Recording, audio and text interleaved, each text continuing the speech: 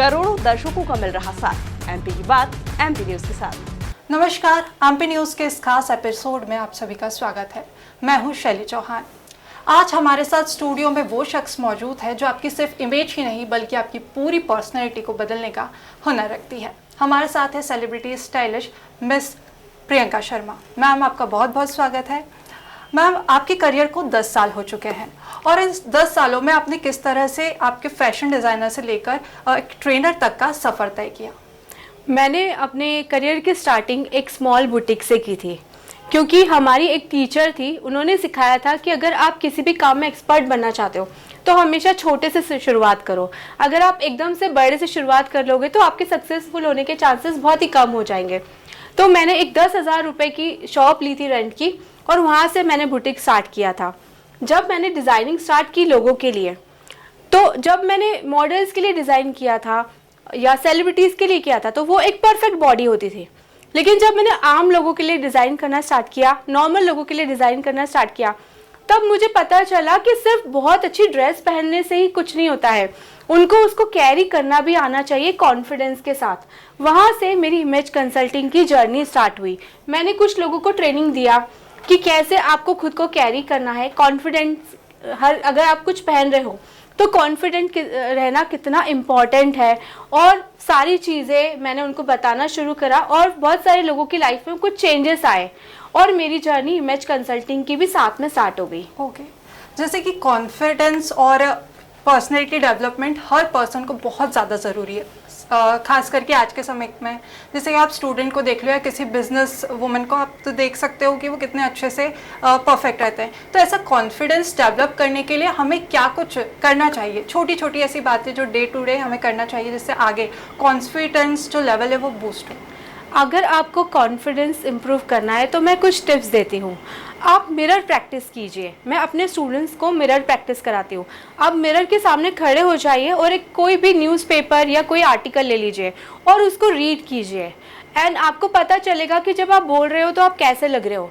एक और चीज़ कर सकते हो, आप अपने आप को रिकॉर्ड करो, रिकॉर्ड योरसेल्फ। उससे भी आप जब रिकॉर्डिंग करने के बाद अपना वीडियो देखेंगे तो आपको पता चलेगा आप कैसे लग रहे हो। और आप छोटी छोटी चीज़ों में पार्टिसिपेट करना चालू करो। अगर आप स्कूल या कॉलेज के स्टूडेंट हो तो वहाँ पर जो भी एक्टिविटीज़ होती है, प्रोग्राम्स होते हैं, उसमें आप पार्टिसिपेट करोगे तो धीरे धीरे कॉन्फिडेंस लेवल इन्हेंस होता जाएगा। अगर हम कॉन्फिडेंस लेवल की बात कर रहे हैं तो एक स्टूडेंट को इंग्लिश स्पोकन कॉन्फिडेंस स्किल्स कितनी इम्पॉर्टेंट है? ये बहुत ज़्यादा इम्पॉर्टेंट है। अगर आप, आज का जो टाइम है सोशल मीडिया का टाइम है, इंस्टाग्राम का टाइम है, और जो दिखता है वही बिकता है। कम्युनिकेशन जो होता है वो दो तरह का होता है, एक वर्बल कम्युनिकेशन, एक नॉन वर्बल कम्युनिकेशन।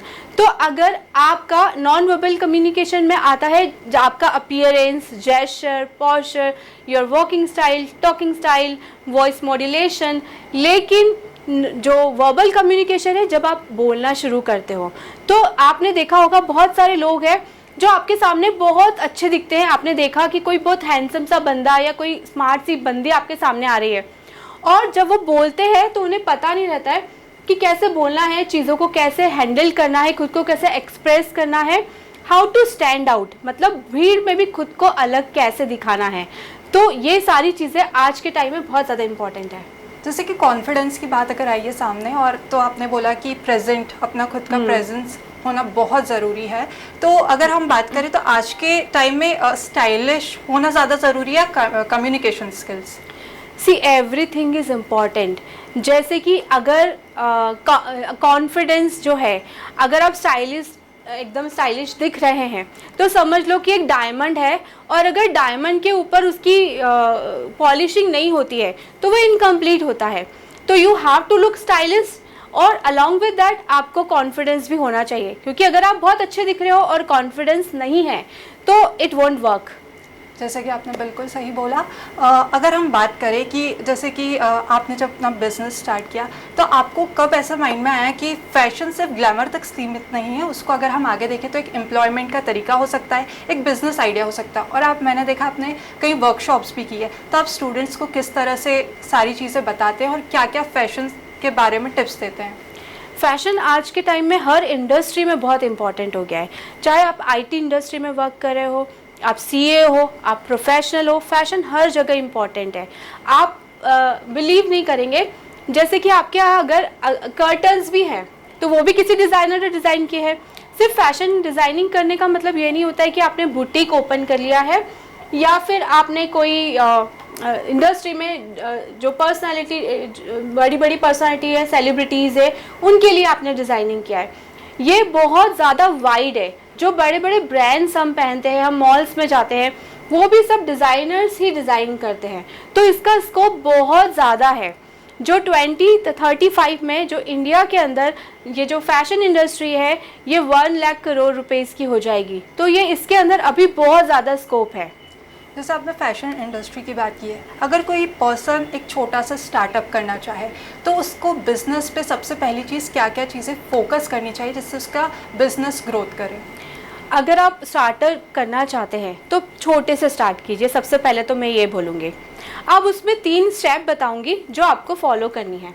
सबसे पहले तो you have to identify your target audience.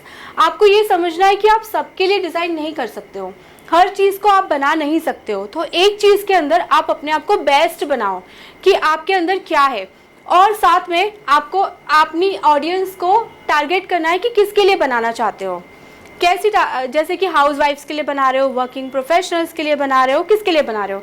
आपने ये कर लिया, उसके बाद आपको अपना एक unique selling point USP design करनी है कि वो आपको दूसरों से कैसे अलग बनाता है जो आपका प्रोडक्ट है। क्योंकि आजकल सब लोग यही चीज़ कर रहे हैं, तो आपको अपने अंदर कुछ तो अलग होना चाहिए। उसके बाद आपको कस्टमर की साइकोलॉजी समझनी है कि कस्टमर्स आपका प्रोडक्ट खरीदते वक्त क्या सोचेगा। अगर आपने इन 3 चीज़ों पे वर्क कर लिया तो फिर चौथी चीज़ पे आपको वर्क करना है, विजिबिलिटी। आपको अपनी विजिबिलिटी क्रिएट करनी है। ऐसा ज़रूरी नहीं है कि आपको हज़ारों या लाखों रुपए लगाने हैं अपने बिजनेस में। आपने, जैसे कि आप नैन्सी त्यागी को ले लीजिए, उसने क्या किया, उसने कॉपी किया, उसने कहीं से फैशन डिज़ाइनिंग की एजुकेशन नहीं ली थी। उसने क्या किया, बड़े डिज़ाइनर को कॉपी करके स्क्रैच से अपने डिज़ाइंस बनाए और खुद की विजिबिलिटी क्रिएट करी। तो आज के टाइम में विजिबिलिटी क्रिएट करना बहुत ज़रूरी है। आप चाहे छोटे से फ्ली मार्केट से अपना काम स्टार्ट करो या आप कहीं इंस्टाग्राम पर अपने चीज़ों को लॉन्च करते हो, हर चीज़ जो भी नया प्रोडक्ट बनाते हो उसको रील बनाओ और उसको इंस्टाग्राम पर लॉन्च करो। आपको धीरे धीरे कस्टमर के साथ में रिलेशन मेंटेन होना स्टार्ट हो जाएगा और फिर धीरे धीरे आपका जो है सक्सेस की तरफ आप जाने लग जाओगे। जब बिज़नेस की बात आई गई है, बिज़नेस आइडियाज़ की बात, तो मैं ये पूछना चाहूँगी कि किस तरह से आप एक छोटे से बिज़नेस को आगे बढ़ाते हैं, पर उस पर पहले प्राइसिंग पे ध्यान देना चाहिए या फिर नेटवर्किंग पे, क्योंकि ब्रांड की इमेज बहुत ज़रूरी रहती है, तो उसे किस तरह से मेंटेन की जाए? प्राइसिंग बहुत इम्पॉर्टेंट चीज़ है अगर आप अपने ब्रांड बनाना चाहते हो, क्योंकि वही तो आपका एक साइलेंट कम्युनिकेशन टूल होता है आपके कस्टमर्स के साथ में। तो प्राइसिंग पे भी ध्यान देना है, along with that networking is also important. But pricing कैसे करना है, उसके लिए आपको सबसे पहले अपने प्रोडक्ट को स्टडी करना पड़ेगा कि आप कौन से कस्टमर के लिए आपका प्रोडक्ट किस लेवल का आप बनाना चाहते हो और कौन से कस्टमर के लिए बनाना चाहते हो। जैसे कि आप लग्जरी ब्रांड बनाना चाहते हो या जो डेली वेयर का होता है वो नॉर्मल ब्रांड बनाना चाहते हो। उसके बाद आपको सेकंड पॉइंट देखना है क्राफ्टमैनशिप या आपका हार्डवर्क, आपने उसके अंदर कितना हार्डवर्क किया है। फिर तीसरा है कि आपको कस्टमर को समझना है कि अगर कोई आपका प्रोडक्ट खरीद रहा है तो उसको वेस्ट नहीं लगना चाहिए, उसको लगना चाहिए कि उसने इन्वेस्ट किया है आपके प्रोडक्ट में। अगर आप इन चीज़ों का ध्यान रखते हैं प्राइसिंग करते टाइम तो आप बहुत ज़्यादा आपका जो ब्रांड है लोगों के बीच में आपका एक इमोशनल कनेक्ट हो जाएगा। साथ में आपका वर्ड ऑफ माउथ ऑटोमेटिकली होता जाएगा, तो नेटवर्किंग भी आपकी बढ़ती जाएगी। जैसे कहीं कहीं हम देखते हैं कि बिज़नेस में पहले प्रॉफिट पे ध्यान देना मतलब ध्यान देते हैं ज़्यादा, तो आगे ऐसा होता है कि वो कुछ समय चलता है और फिर वापस से वो बिज़नेस लो होने लगता है। तो ऐसे कौन से टिप्स है जो आप देना चाहेंगे कि किस तरह से आप अपने बिज़नेस को मेंटेन करें कि आप प्रॉफिट भी लें और आपको आगे आपका बिज़नेस भी ग्रोथ करता रहे? पहले प्रॉफिट पे नहीं, पहले आपको ध्यान देना है क्वालिटी के ऊपर। पहले अपने डिज़ाइंस को बहुत अच्छा बनाओ। पता है, अगर आपको अपना ब्रांड लॉन्च करना है या आपको किसी भी लेवल पे अपना काम करना है तो सबसे पहले आप इमोशनली लोगों से कनेक्ट हो। हर ब्रांड की एक स्टोरी होनी चाहिए। अगर आपके ब्रांड की आप एक स्टोरी से स्टार्ट करते हैं तो लोगों के साथ में लोग सिर्फ कपड़े नहीं खरीदते या चीज़ें नहीं खरीदते, इमोशंस, यस, इमोशंस खरीदते हैं। तो आपको लोगों से इमोशनली भी कनेक्ट होना है। उसके बाद आपको प्रॉफिट ऑटोमेटिकली आपके पीछे आएगा अगर आपने कंसिस्टेंसी रखी है। तो कंसिस्टेंसी बीट्स टैलेंट।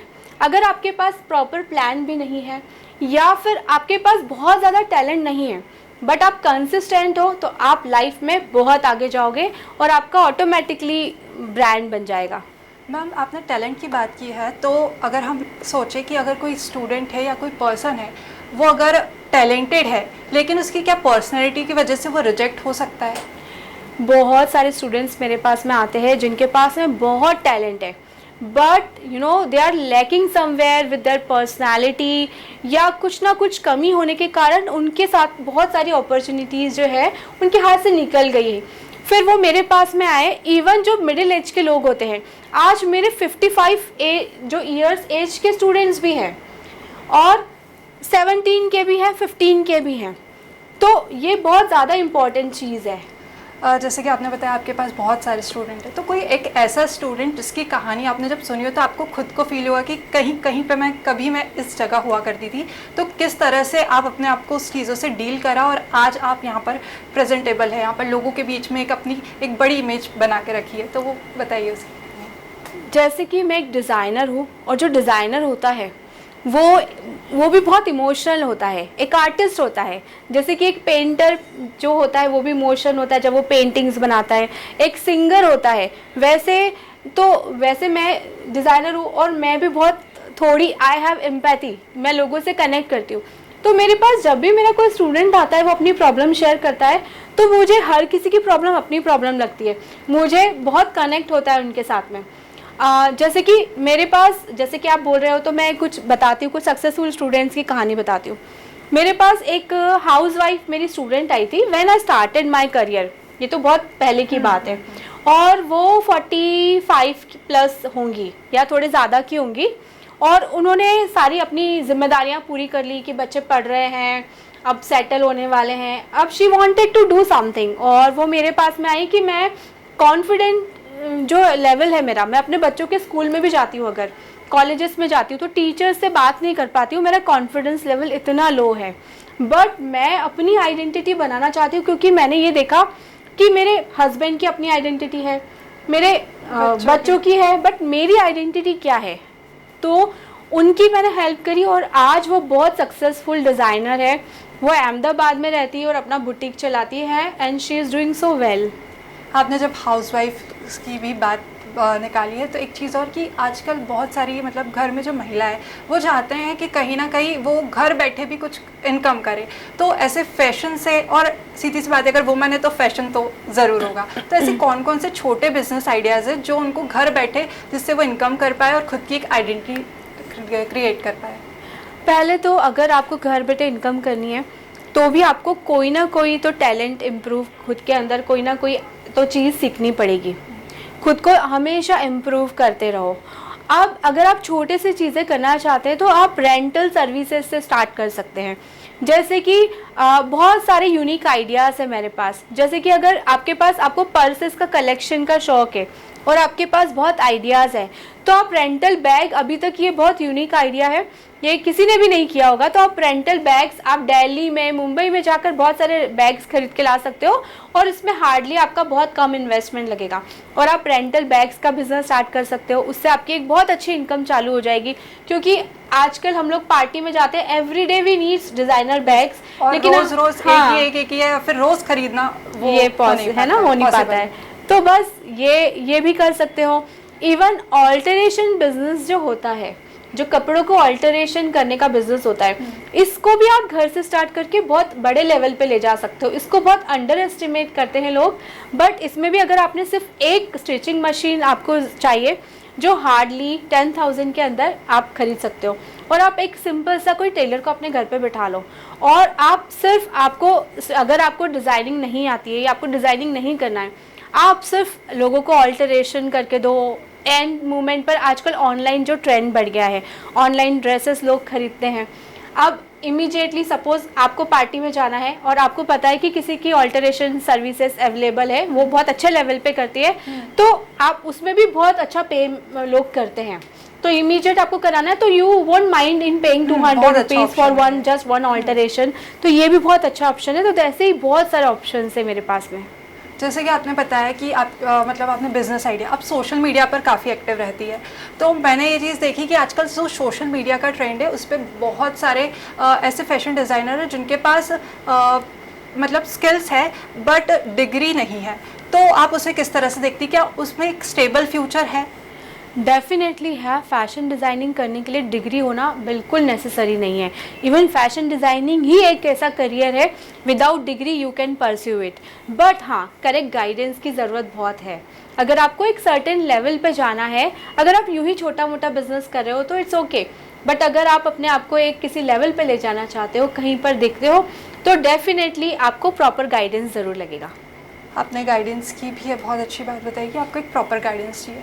पर अगर हम बात करें कि आज के टाइम में जब ट्रेंड्स बढ़ते जाते हैं तो फास्ट फैशन का टाइम है और एक है जो ट्रेंडिंग फैशन है, तो सेफ़ करियर किस में है? आप अगर हम देखें कि फास्ट फैशन में है या फिर जो हमारे ट्रेडिशनल वेयर्स है उसमें है, तो आप क्या बताना चाहेंगे कि मतलब जब भी कोई पर्सन अपना एक फ्यूचर सिक्योर करने का करियर चाहिए उसको फैशन डिज़ाइनिंग में, तो आप उसे किस में गाइडेंस देना चाहेंगे? फास्ट फैशन का मतलब होता है जो रोज़ चेंज होता है। जैसे कि ज़ारा है, ज़ारा हर वीक अपने जो कलेक्शन है नया कलेक्शन लाता है। अब उसमें क्या होता है, मदर अर्थ को बहुत ये आप बिलीव नहीं करोगे कि सबसे ज़्यादा पॉल्यूशन जो मदर अर्थ को होता है वो कपड़ों के कारण ही होता है, क्योंकि हम इतने कपड़े पहनते हैं और उनको डिस्कार्ड कर देते हैं। हम लोग रोज़ नए कपड़े खरीदते हैं, हम रोज़ उनको फेंक देते हैं, राइट? तो सस्टेनेबल फैशन होना चाहिए। जो आपके क्वेश्चन को मैं थोड़ा सा करेक्ट करना चाहूँगी, तो सस्टेनेबल फैशन का ही फ्यूचर है। ऐसा फैशन जिसको आप रीयूज़ कर सको और वो डिस्पोजेबल हो कपड़े, और हमारी मदर अर्थ को वो ज़्यादा नुकसान ना पहुँचाए। और आजकल जो जेनजी जनरेशन है वो बहुत स्मार्ट है कुछ चीज़ों में, तो they are heading toward sustainable fashion. तो ज़्यादा ज़माना सस्टेनेबल फैशन का है। फास्ट फैशन हमें बहुत अच्छा लगता है, अट्रैक्ट करता है, लेकिन सस्टेनेबल का ही फ्यूचर है। जैसे कि अभी हम इंस्टाग्राम पे काफ़ी ट्रेंड्स चलते हैं, तो उसमें जैसे DIY बताते हैं या फिर किसी पुराने क्लॉथ से हैंड बैग बनाना है कुछ, तो आप जब वर्कशॉप लेती तो आप भी ऐसे कुछ रिसाइकलिंग के टिप्स देती है? यस रिसाइकलिंग के मैं बहुत सारे वर्कशॉप लगाती हूँ।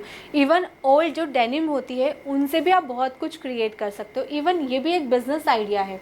आप लोगों की ओल्ड डेनिम लेकर उनको बहुत अच्छी अच्छी चीज़ों में कन्वर्ट कर सकते हो, और उसके लिए आपको बहुत मेहनत करने की ज़रूरत नहीं है।